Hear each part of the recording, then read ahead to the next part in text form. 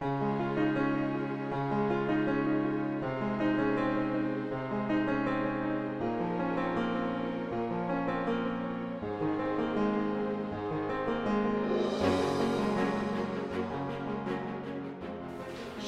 koltuk boyayacağız.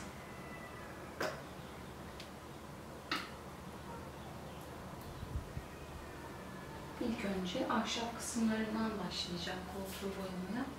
Daha sonra da kumaşlarını boyayacağım.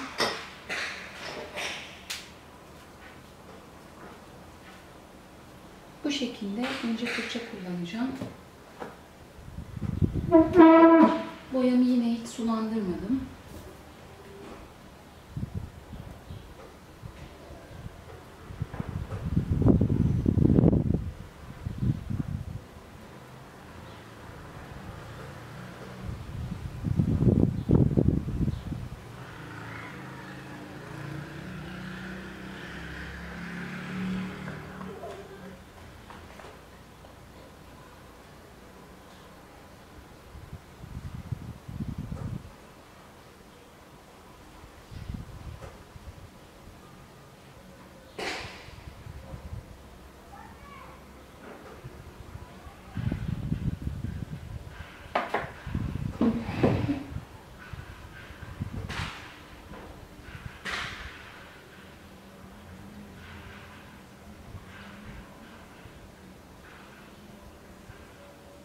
Hava sıcak olduğu için boya çok çabuk kuruyor. O yüzden biraz seri olmak lazım böyle sıcak havalarda boya yaparken.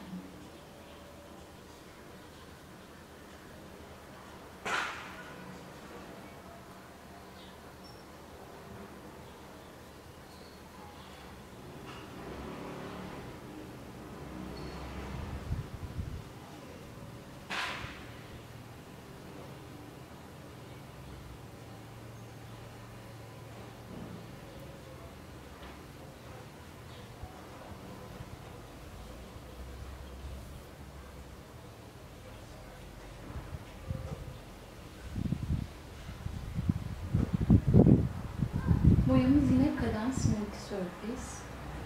Onunla boyuyoruz. Yine boyayı sulandırmadım. Zımpara da yapmadık. Hemen boyamaya başladık.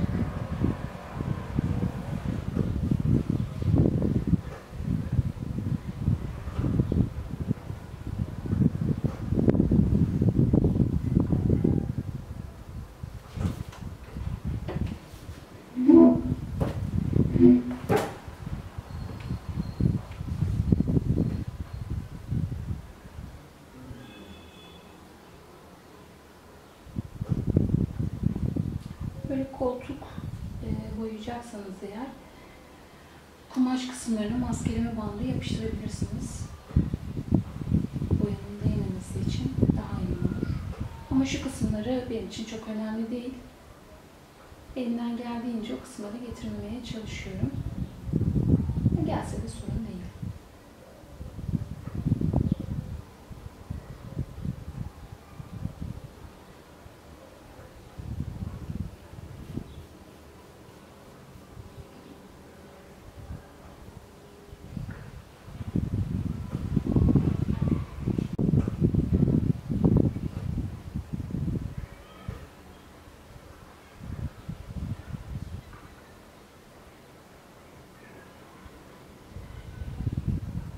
Koltuğu da biz yine, daha doğrusu eşim yolda bulmuş.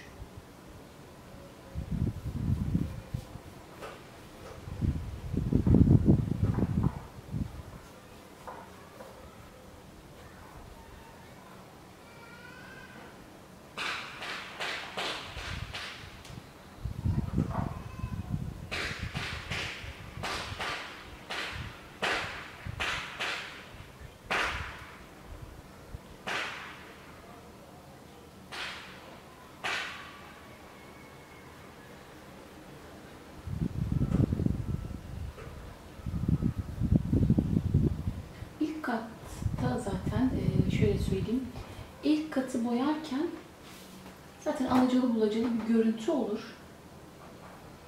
O yüzden onda hiç korkmanıza gerek yok.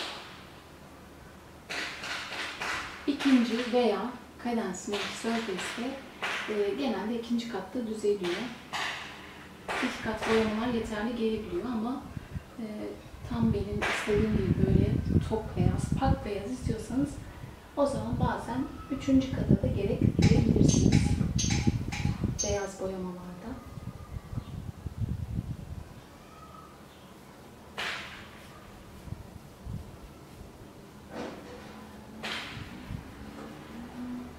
Yani ilk katın çok bir önemi yok aslında. Dediğim gibi ilk kat olduğu için alacalı bulacalı olabilir.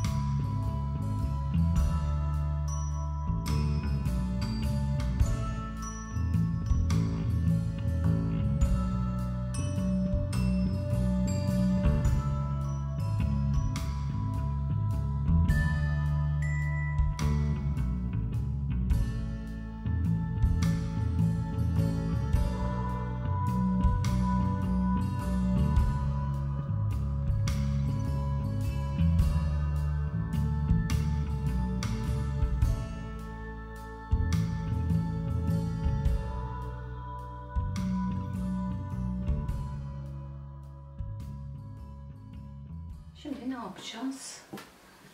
Cadence'in Very Chalky boyaları, kumaşımızı onunla boyayacağız.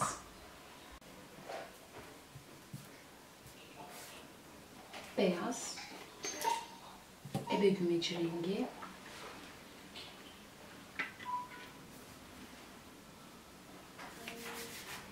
ebe gümecini biraz açacağız daha doğrusu.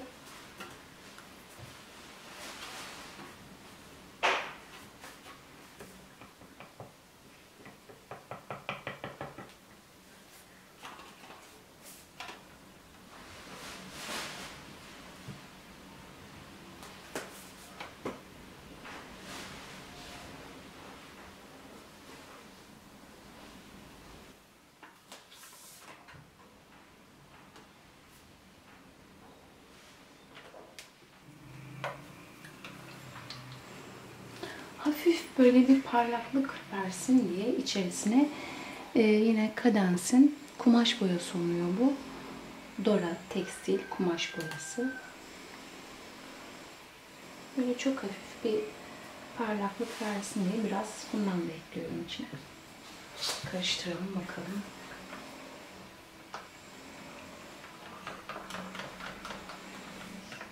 Şimdi biraz su ekliyoruz boyamıza. Çok az.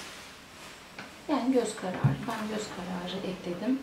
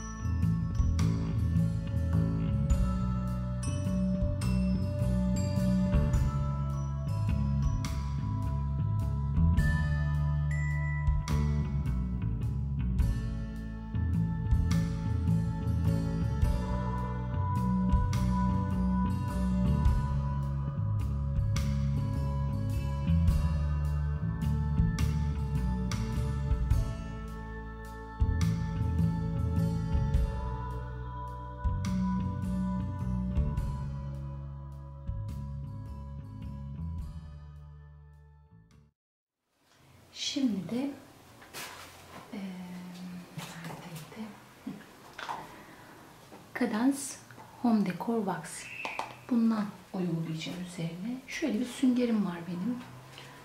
Buna öyle parmağımla alıyorum. Boya mı yaptım?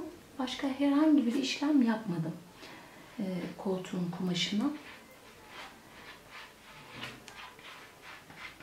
Şimdi wax süreceğim. Wax'ı da neden sürüyorum? Daha yumuşatıyor kumaşı.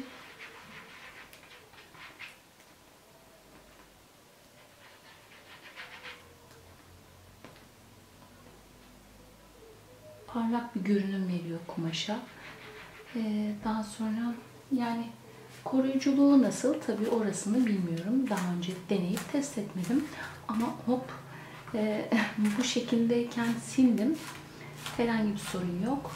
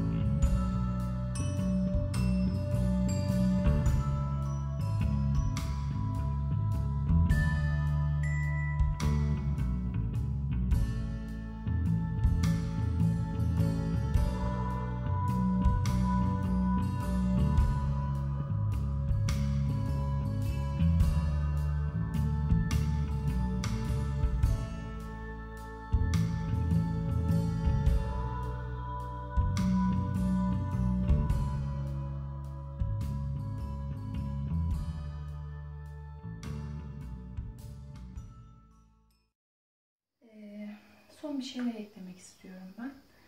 Koltuğun bu taraftaki kısmında boyayı biraz daha fazla sulandırmıştım. Nasıl yapmıştık? Çok az sulandırmıştım ilk etapta, biliyorsunuz, boyamaya başladığımda. Yalnız sadece denemek için şu kısmında boyayı biraz daha fazla sulandırdım. Örneğin 2 ölçü boyaya 1 ölçü su gibi düşünün. Yani mesela nedir? 1 bardak boyaya yarım bardak su gibi. Bu şekilde düşünün.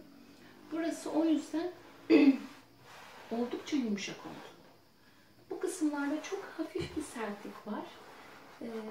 Dediğim gibi az sulandırmıştım. Ama hani yine de öyle beni rahatsız edici bir sertlik değil. Ama burası tabii ki daha yumuşak. Tabii ki yine de her kumaşı aynı etkiyi gösterir mi ya da nasıl bir etki gösterir bunu bilemem.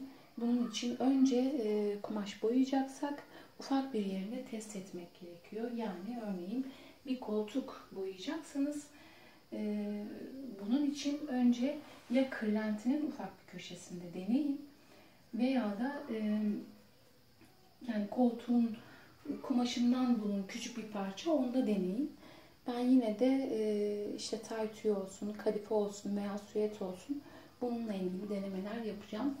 Ama ben bu koltuğu döşemeciye sorduğumda bana 500 lira demişti kaplamasını.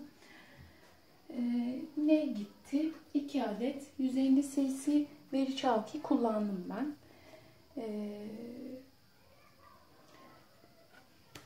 Evet. 2 tane veri çalki kullandım. 150 cc. Biliyorsunuz ben karışım yapmıştım. Beyaz ve ebe gümeci renklerini şöyle göstereyim. Karışım yapmıştım. İkisi de bitti. Her tarafını boyadım. Tabii biraz daha fazla sulandırmış olsaydım şu kısımda olduğu gibi belki çok az bir şey boya artabilirdi. Wax'ın hepsi bitmedi. Zaten daha önce ben başka şeylere de kullanmıştım Wax'tan. Bunun yarısı taş çatlasın gitti diyelim.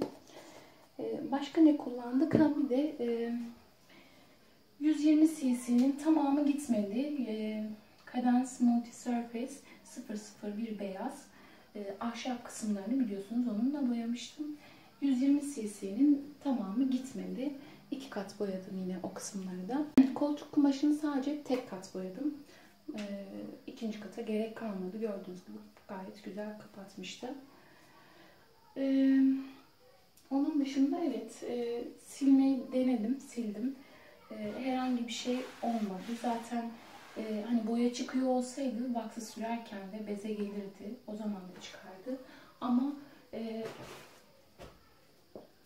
bu koltuğun şöyle göstereyim, görünüyor mu? Evet. Bir ayrı daha minderi vardı. Ben bunu zaten epeydir böyle denemeler yapıyordum. Gördüğünüz gibi böyle epeydir denemeler yapmıştım. Birçok kısmında vardır boyalı kısımlar. Denedim ama çıkmadı yani. Şuraları falan hep ıslak bezle silmiştim. Çıkmadı. Herhangi bir sorun yok ama yine de dediğim gibi kumaştan kumaşa farklılık gösterebilir. O yüzden veri çalkı olsun, kumaş boyası olsun, bunların hepsini komple boyamaya başlamadan önce ufak bir kısımda test edilmesi bence daha uygun olur. Yani hem eğer tutmayacaksa hem emeğiniz boşa gitmemiş olur. Yani hem de kullandığınız boyalar çöpe gitmemiş olur. Koltuğu da boşuna heba etmemiş olursunuz. Vesaire vesaire. Yani ben şu anki halimden gayet memnunum. Dediğim gibi tekrar yineliyorum. Şu kısımda, bu kısımda evet biraz sertlik var ama multilerle boyanmış. Bakın ben bu kısmı multi içerisine tekstil, medium, su vesaire vesaire ile boyamıştım. Burası bildiğiniz taş gibi oldukça sert. Bunlarla da yine deneyebilirsiniz. Bu Cadence'in sprey kumaş boyası bunlarla da boyanabilir. Bunlarla kesinlikle hiçbir şekilde sertlik olmuyor. Ben çocuklarımın tişörtlerini de boyamıştım bunlarla. Hiçbir şekilde sertlik yok. Makinede de 30 dereceye kadar yıkanabiliyor. Hiçbir sıkıntı, problem olmuyor. Ama multilerle maalesef sertlik oluyor. Onun içerisine tekstil medium'da koysanız multilerle sertlik oluyor. En mantıklısı bana göre ya kumaş boyası Cadence'in kumaş boyası normal, ya sprey kumaş boyası ya da veri çalkı ile benim yaptığım gibi sulandırarak boyayacaksınız. Yalnız Cadence'in kumaş boyalarında sulandırma yapmıyoruz. Bu konuda bilginiz olsun. Şurada dediğim gibi evet ben denemiştim. Ama benim elimde sadece gri ve siyah vardı kumaş boyası. Ben pembe bir koltuğum olsun istedim. Yani amaç buydu. Bir de veri çalkıyı denemek istedim. Kumaşın üzerine nasıl olacak diye.